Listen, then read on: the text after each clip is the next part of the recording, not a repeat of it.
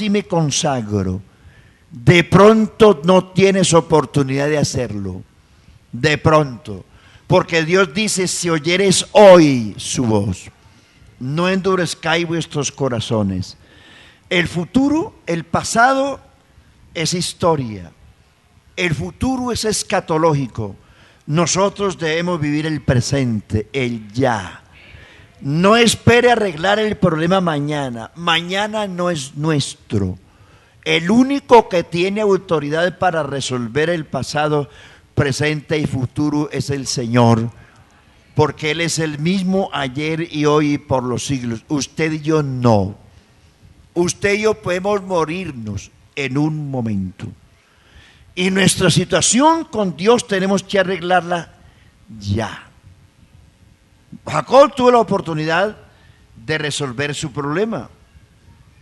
Pero lo que yo quiero decir es que esa conversión de Jacob llevó a que el resto de la familia y sus criados se convirtieran al Señor. Ya el capítulo 35 de Génesis, usted ve a Jacob invitando a la familia, a todos los que componían su legado, y los invitó a subir al monte, a Betel, que quiere decir casa de Dios, y les ordenó que tenían que dejar los ídolos, tenían que despojarse de los zarcillos, tenían que despojarse de la ropa y de las vestiduras que traían, y tenían que despojarse de todo, y dice, y convertirse a Dios y subir a Betel, donde habitaba la presencia de Dios.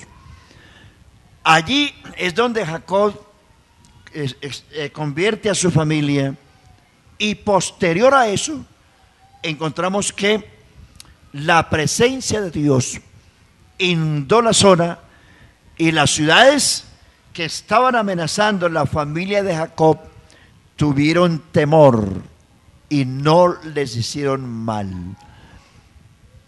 Eso indica que la conversión de un creyente es ganancia. Si usted quiere que Dios lo bendiga, conviértase. Conviértase. Esta mañana vamos a hablar, estoy hablando de lo que hicimos el domingo. Hoy hablamos del segundo avivamiento de la Biblia. Avivamiento según el profeta Elías. Es una historia que usted conoce y ha escuchado sermones de esos por cantidades. Primer libro de Reyes, capítulos 17 y 18. Anótelo para que usted lo estudie en la casa. Primer libro de Reyes, capítulos 17 y 18. Encuentra usted el segundo avivamiento de la Biblia. Vamos a hacer varias cositas. La primera, ¿quién era Acab? ¿Quién era Elías? ¿Quién era Jezabel? Historia. Primero, Acab. Ya le dije los capítulos 17 y 18 ¿de cuál libro, hermanos? Acab. Historia. Séptimo rey de Israel. Reinó 22 años en Israel. Acab hizo alianzas comerciales con los fenicios, casándose con una mujer, hija de los sidonios. Esta mujer, la esposa de Acab, Jezabel, repito, no era judía, era hija de los sidonios, enemigos de Israel. Y esta mujer fue la que inclinó a Israel a la idolatría. Ella ordenó que se hicieran altares a Baal y a Asera. Esta mujer fue la que asusó al rey Acab para que bajo sus órdenes matara a los profetas del Señor.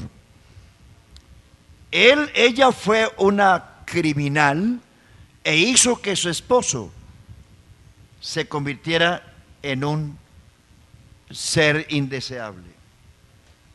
Ella no solamente hizo matar a los profetas del Señor, sino que hizo matar a Naboth por quitarle una viña, que usted lo lee ahí también.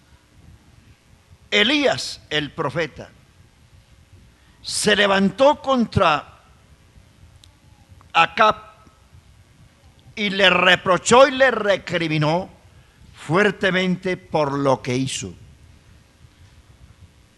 Una mala decisión en la vida, en el matrimonio, lo puede hundir a usted para siempre. Acab tomó una decisión terrible al casarse con una mujer inconversa. Joven, nunca te cases con una mujer inconversa. Nunca te cases con un hombre inconverso. Está llevado del diablo. La Biblia lo prohíbe. Se lo digo, la Biblia lo prohíbe. Si lo hace, usted cargará con las consecuencias. Desde Génesis capítulo 6 encontramos el disgusto de Dios sobre los matrimonios mixtos, matrimonios con inconversos. Al final de la Biblia, en el Nuevo Testamento, dice Pablo, le dice a los creyentes, Pablo no recomienda, si usted quiere buscarse una persona rica, pobre, negra, blanca, amarilla o rosada, como quiera, gorda o flaca, no. Dios lo que exige es cásese con quien quiera, con tal que sea en el Señor. Amén. Esa es la única condición que pone el Señor. ¿Estamos en el culto, hermanos? Bueno, y dicen algunos en la iglesia, es que en la iglesia no hay. No, pele el ojo, mijo. Doble rodilla, hermano. Yo le recomiendo 2 cositas. 3, primero, pele bien el ojo. Segundo, 2 pastillas de rodillina diarias. Y tercero, una cápsula de ayunil semanal. ¿Sí me entendió? El que lo entendió, lo entendió. Pero eso es lo que no hacemos. ¿Y eso qué quiere decir? Pues orar 2 veces al día y ayunar siquiera 1 vez por semana. Ay, hermano, eso es cosa seria. Una de las decisiones más difíciles en la vida es el matrimonio. O prospera o se derrumba. Eso le pasó a este rey. Mujer mala y perversa, y ella le llevó la corriente, y eso hizo que todo Israel se descarriara, dejando al Señor, el culto al Señor, y adorando a Baal. Cosa seria. Pero recuerden que ídolo no es solamente una imagen, ídolo no es solamente una estatua. Hay ídolos en la iglesia, y muchos. Bueno, Elías confronta a Acab, lo desafía, y no solamente lo desafía, hace algo que nadie ha hecho, un hombre de fe. Pero aún así, con todo lo que era Elías, un ser humano común y corriente, Santiago dice, miren, la oración eficaz del justo puede mucho.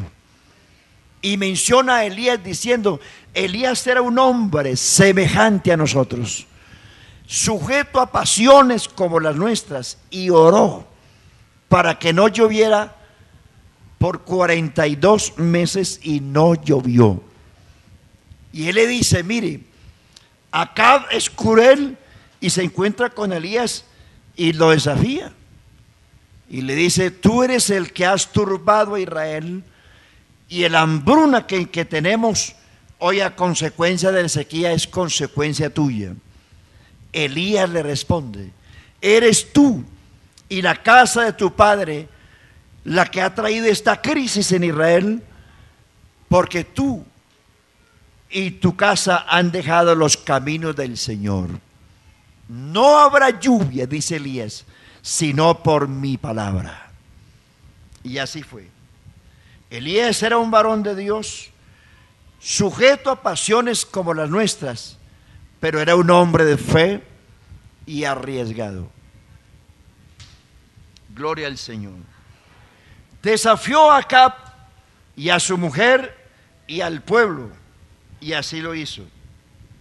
Después de la mala conducta de Acab con su mujer, habiendo seducido al pueblo para adorar a Baal, esto trajo como consecuencia una sequía de 42 meses. Trasládese usted a lo que hoy se llama el fenómeno del Niño. ¿Cree usted que un país como el nuestro aguanta 42 meses de sequía? Cualquiera se muere. Pues eso fue lo que vino sobre Israel. 3 años y medio en un verano aterrador. Bendito sea el Señor. Entonces, yo menciono este caso porque tiene ciertas aplicaciones a la sequía espiritual por donde muchas veces pasa la iglesia. No nos olvidemos de eso. No se resigne con ser evangélico, hermano. No se resigne solo con ser pentecostal. Ser pentecostal no salva a nadie.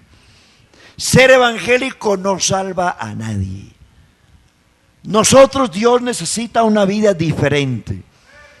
Que usted y yo seamos diferentes. Y Dios nos quiere diferentes. No seamos cristianos nominales. Venimos a la iglesia, salimos de la iglesia y ya, se acabó todo. Dios necesita un pueblo que sea sensible a la palabra, sensible a la oración, sensible a la alabanza, sensible a la presencia de Dios. Necesitamos romper ese yugo y esa sequedad en que muchos de ustedes están. Entonces la idolatría trajo como consecuencia, la idolatría de Israel trajo como consecuencia la sequía a Israel. No habrá lluvia sino por mi palabra. La Biblia dice que las fuentes se secaron, los pastos se secaron, los árboles se secaron. Sí. Y no quedaba vida en Israel. Mucha gente murió. Mucha gente murió. Y Dios esperó a ver hasta cuándo aguantan estos señores. Entonces aquí, después de 42 meses, aleluya, Elías entonces enfrenta otra vez a Acab y le dice: mire, vamos a hacer una cosa. Voy a probarles, dice Elías, que el problema de Israel es usted. Ustedes han dejado al Dios verdadero y tienen ídolos. Sin embargo, como el Dios de ustedes, Acab, ustedes creen que tiene poder. Yo no creo que tengan poder. El que tiene el poder es el Dios de Israel. Sin embargo, les doy esa ventaja. Sacrifiquen un toro al Dios de ustedes, que son muchos, eran millones de israelitas que estaban adorando a Baal. En cambio, yo estoy solo y voy a sacrificar yo un toro, y el Dios que responda con fuego, ese será Dios en Israel. Y el conchudo de Acab dice: listo, va para esa, apostémosle a esa. Entonces, Elías prepara al pueblo para un avivamiento. ¿Cómo se prepara un pueblo para un avivamiento? No podemos desconocer, hermanos, que sin oración no hay nada. Y la sequedad espiritual en que mucha gente vive es porque ora muy poquito.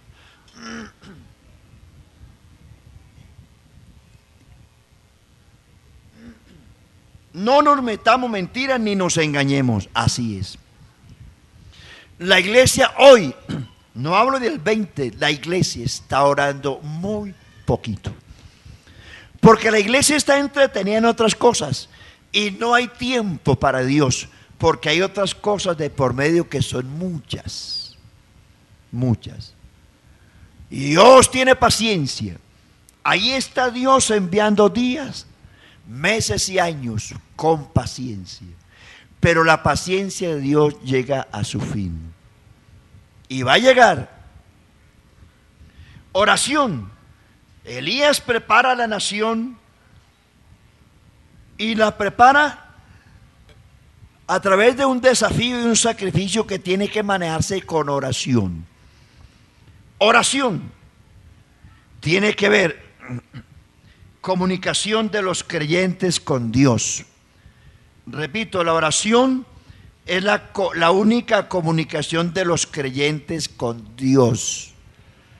¿Sí me está oyendo?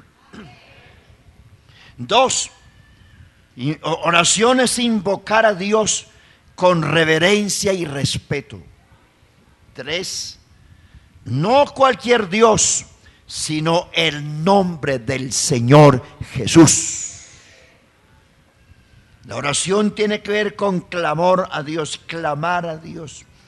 No el que se arrodilla a dormir y a roncar, el que se arrodilla a clamar a Dios. Orar es levantar el alma a Dios. Orar es buscar el rostro del Señor. Orar es acercarse a Dios confiadamente.